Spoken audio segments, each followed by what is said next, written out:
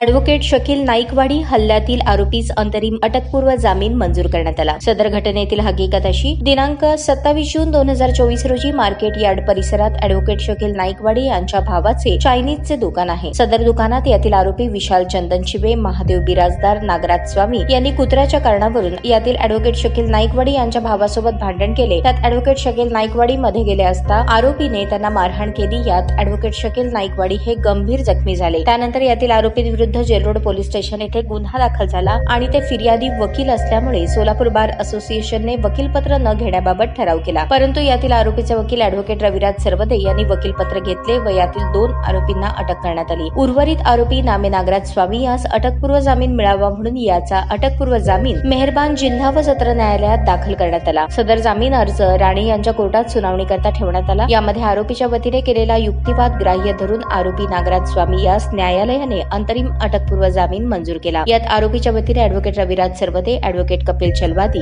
यांनी काम पाहिले। ताज्या बातम्या पाहण्यासाठी प्राईम महाराष्ट्र न्यूज चॅनलला सबस्क्राईब करा।